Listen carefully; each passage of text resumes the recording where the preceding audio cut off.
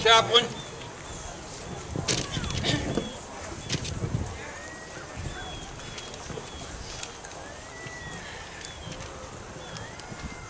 God of hosts, we bow our heads in thankfulness for the victories thou hast granted us.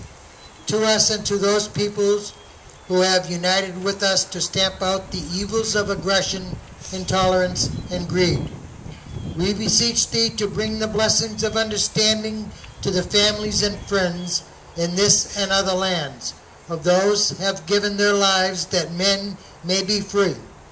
Grant, O God, that those closest to the fallen may mingle in the path of their losses and will strive to the future the arts of peace under laws and ethics blessed by thy love.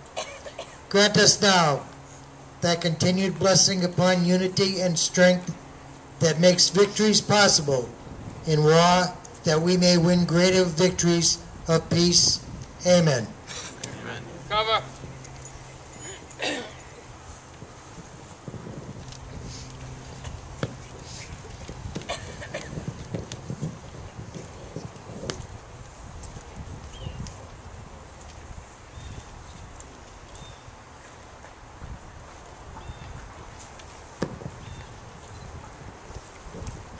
On this day, Veterans Day, we are commemorating the services of veterans of all wars.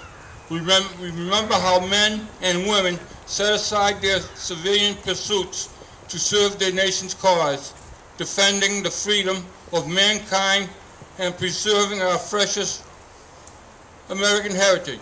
We believe our strength on the field of battle, on the supply lines, which nourished our armed might, lay in the justice of our cause against the forces of evil. We believe that our determination made us better warriors because we fought with our minds and our hearts as well as our bodies. We recognize service to our country and her cause does not end with the termination of military service. We continue our endeavors in behalf of an honorable world peace with a feeling of profound gratitude to God and the men and women who gave their lives as part of the cost of this noblest of causes. Out of blood and sweat, we learned of purpose, sacrifice, tolerance, bravery, and discipline.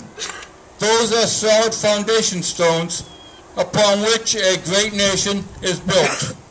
In our quest for an honorable world peace, we must cultivate these virtues. Command 4-17.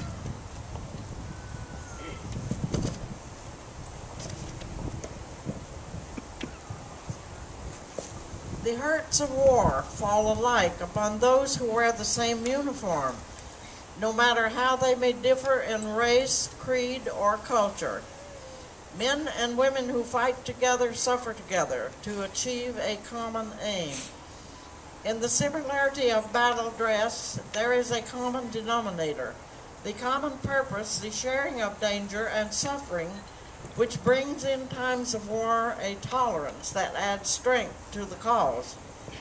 As we put aside the brown and blue and green fabrics that made us one people on the battlefields, we can hold in our minds that tolerance we have achieved. In tolerance, there is progress. Progress toward a better and happier world.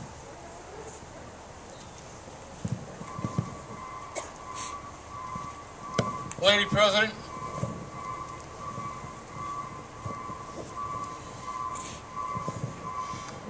The waging of war involves more than just the combatants who fight to the death on the field of battle. The fighting forces begin at the fireside and in the hometowns.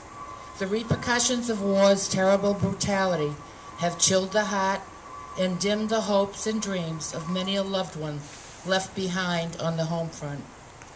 While the horrors of the battlefield may not have been our experience, we have lived with the terrifying loneliness created to answer an aggressor's challenge. In waging war, we have moved forward with the unity of purpose that made us strong. forgetting pettiness, egotism, and pride. Our hearts beat in tune with those in our nations fighting for freedom and the dignity and opportunity of man. In our constant quest for an honorable world peace, there is need for unity of purpose if we truly are to move forward for a brighter tomorrow.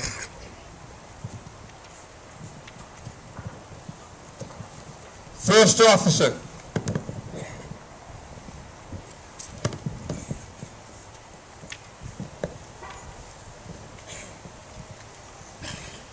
If there be any glory in war, there is almost incredible spirit which engenders. Men offer their lives and sacrifice their all with magnificent abandon. Heroism becomes contagious, yet in wartime greed and brutality are epidemic. Too often, it is the latter which persists in the peace that follows. Let us strive to see that some spirit of self-sacrifice is cultivated in peace, as it has been shown in war. It behooves us to rear new standards of success, to inspire youth in peace, as well as youth was inspired in war. Public honor must be given where honor is due, not to the manipulator of the market, the seeker of profit, the power or position, but rather let us honor the heroes of science who alleviate human suffering and carry to greater heights the standards of civilization. Let us honor those in public service, seek not how much they may secure from the nation, but how much they can give. Let us honor those who devote their to the attention, to the education, which will lead our children on to live, laugh, and learn and love, as we only dreamed of doing. Let us honor those men and women who carry into ordinary affairs of life a noble idealism and a severe capacity of self-devotion. Let us translate the devotion of war into a devotion of peace. Let us will to live as well as die for our country.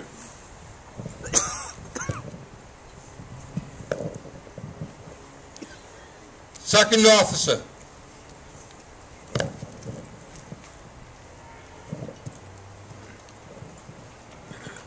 Courage is one of the virtues born of war. The courage of individuals in the face of danger, and the courage of a nation to protect the weak and punish the aggressor. There is bravery to be shown in peace as well. We may recapture the courage that turned the wilderness into cities, that bound men together under government. We can turn slums into comfortable homes and turn uncertainty into certainty. We can reach new heights of civilization and opportunity for the men and women of this nation if we have the courage to expect and work for a better way of life. There can be romance in this challenge also. The bravery that fights for political, social, economic, and spiritual gains may be more difficult to practice, may be unsung when achieved, but it is all the same, most worthy to strive for.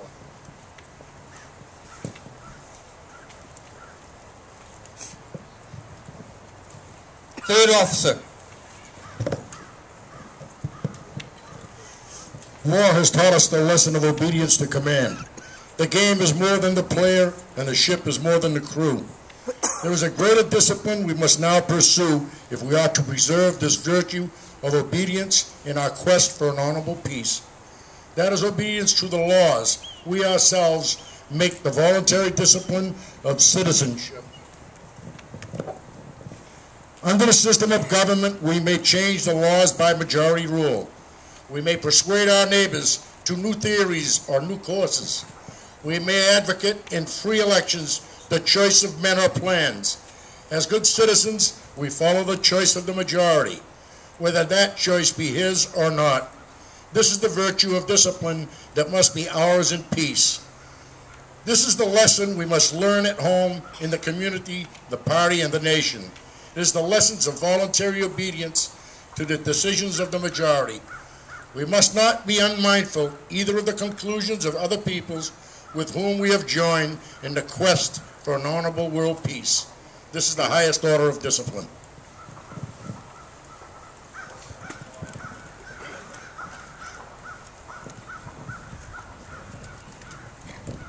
In time of peace, we can use the ennobling virtues of war and put behind us its ugliness and suffering.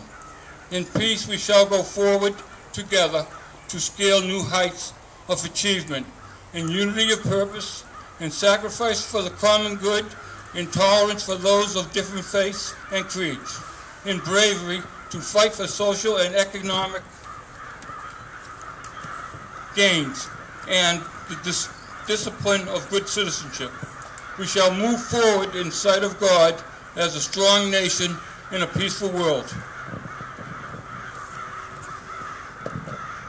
I would like to thank everyone for coming, the VFW, DAV, all the Cub Scouts, Boy Scouts, Methuen High School Band, the cadets, and I'd like to introduce our dignitaries present today.